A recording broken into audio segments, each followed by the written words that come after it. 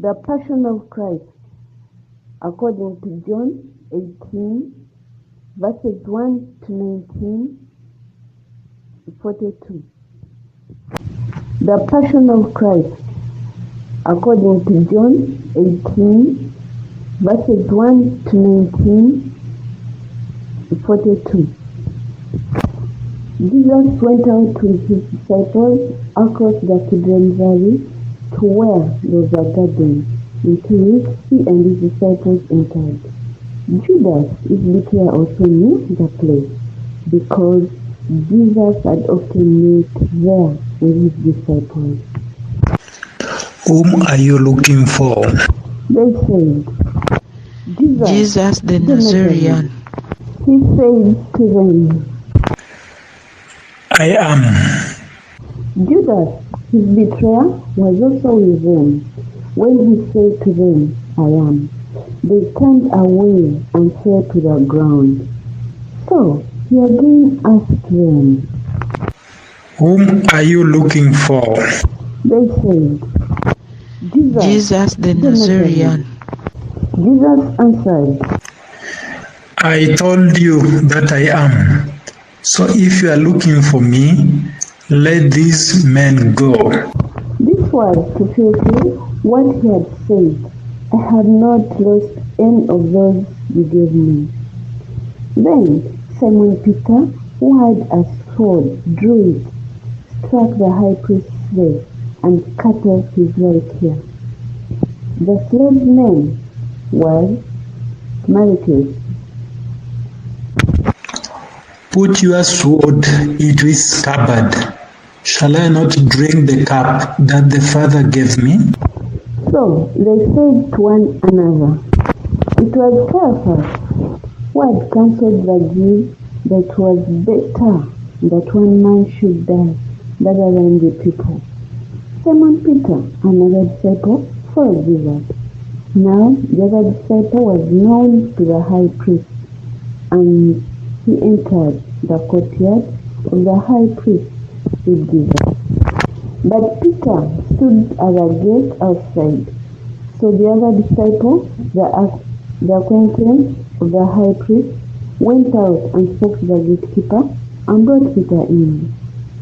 Then the maid, who was the gatekeeper, said to Peter, You are not one of his disciples, are you? Are you? He said to them, I am not. Now the slaves and the guards were standing around a circle of fire that they had made, because it was cold, and they were warming themselves. Peter was also standing there, keeping warm. The high priest questioned Jesus about his disciples and about his doctrine. I have spoken publicly to the world. I have always taught in a synagogue or in the temple area where all the Jews gather, and in secret I have said nothing. Why ask me? Ask those who had me what I say to them. They know. When he had said this, one of the temple guards struck Jesus and said, Is this the way you answer the high priest? Jesus answered, If I have spoken wrongly, testify to the wrong. But if I have spoken rightly, why do you strike me? Then Ananias sent him bound to Caiaphas, the high priest. Now Simon Peter was standing there, keeping warm, and they said to him, You are not one of his disciples, are you? Are you? He denied and said, I am not. One of the slaves of the high priest, a relative of the one whose ear Peter had cut off, said, Didn't I see you in the garden with him? Again Peter denied, and immediately the cock crowed. Then they brought Jesus from Caiaphas to the praetorium. It was morning, and they themselves did not enter the praetorium, in order not to be defiled, so that they could eat the Passover. So Pilate came out to them and said, "What charge did you bring against this man?"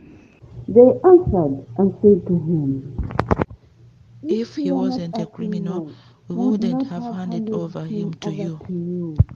Pilate said to them, "Take him yourselves and judge him according." The Jews answered, We do not have the right to execute anyone. in order that the word of Jesus might be fulfilled, that he said, indicating the kind of death he would die. So Pilate went back into the praetorium and summoned Jesus, and said to him, "Are you the king of the Jews?" Jesus answered, Do you say this on your own, or have others told you about me? Pilate answered, "I'm not a Jew, am I? Your own nation and the chief priests handed you over to me. What have you done?" Jesus answered, My kingdom does not belong to this world.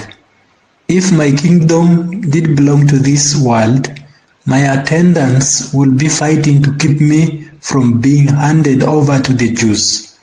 But as it is, my kingdom is not here.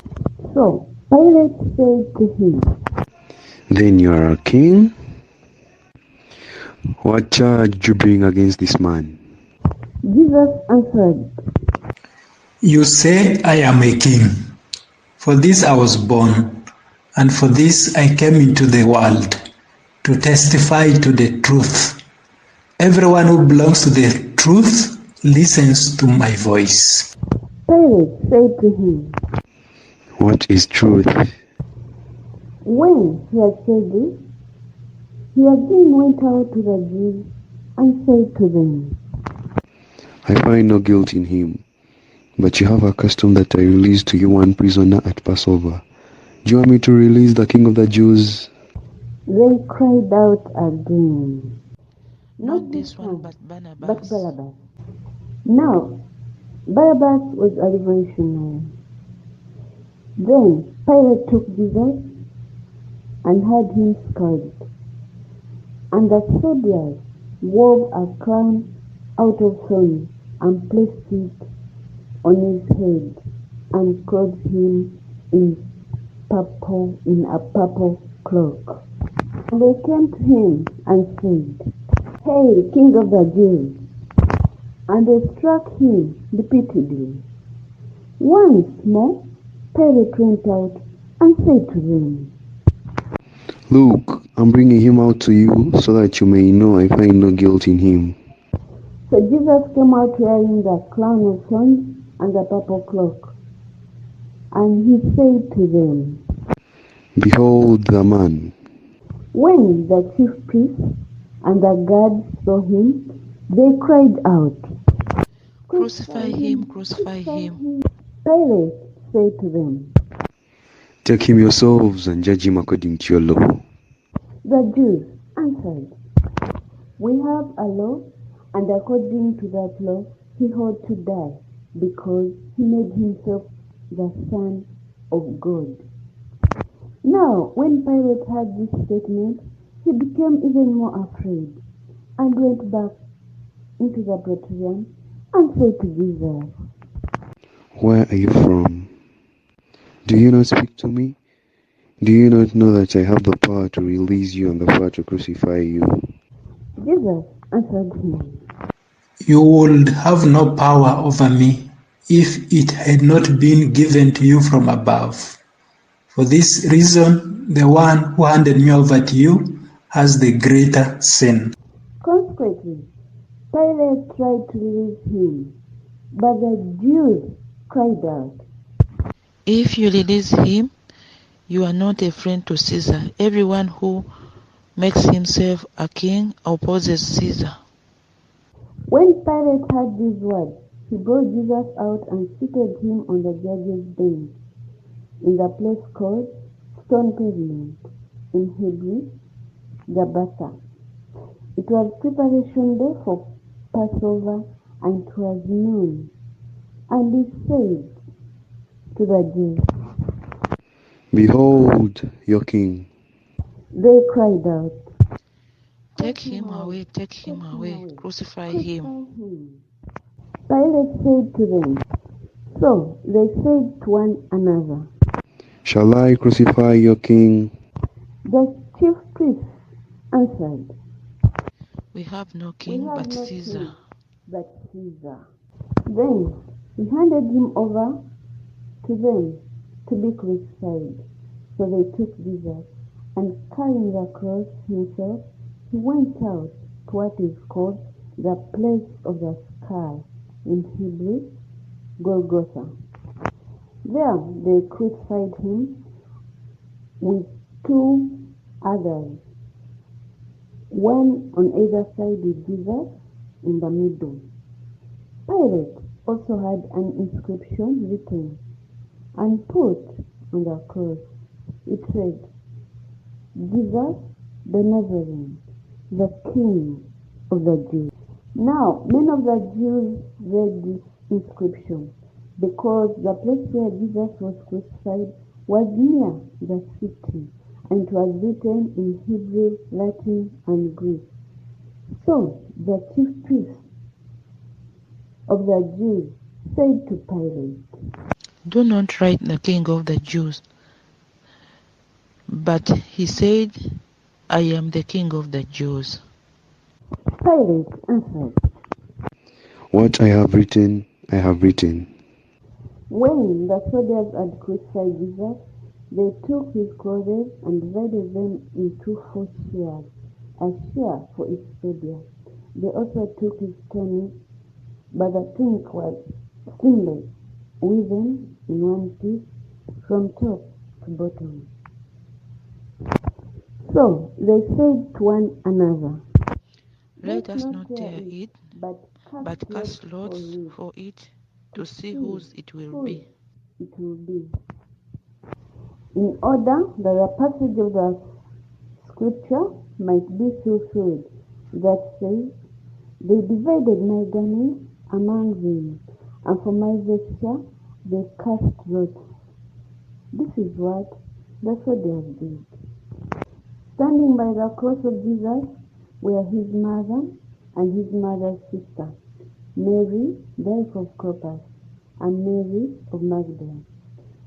When Jesus saw his mother and the disciples there whom he loved, he said to his mother, Woman, behold your son.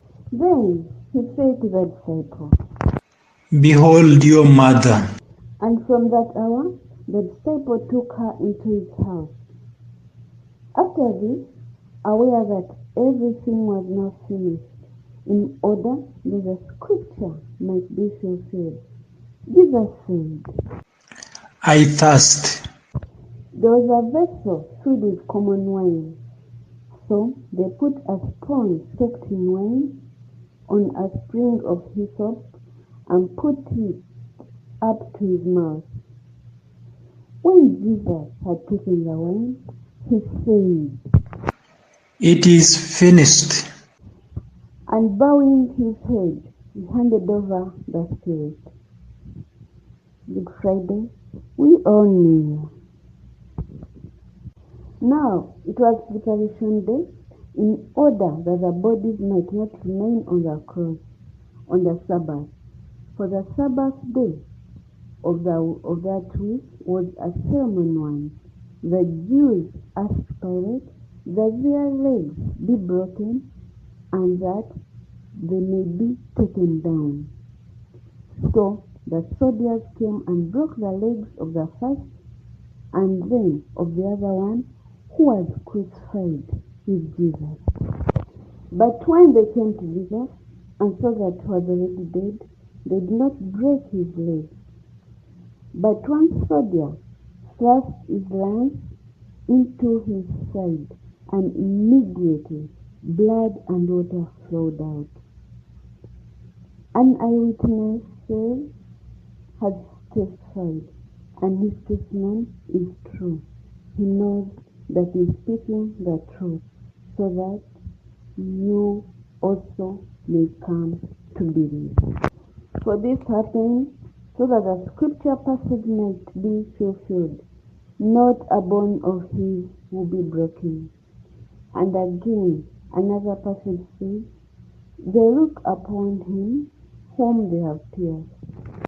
After this, Joseph of Arimathea, secretly a disciple of Jesus, for fear of the Jews, asked Pilate if he could remove the body of Jesus, and Pilate permitted him. So he came and took his body. Nicodemus, the one who had first come to him at night, also came, bringing a mixture of myrrh and aloes, weighing about 100 pounds.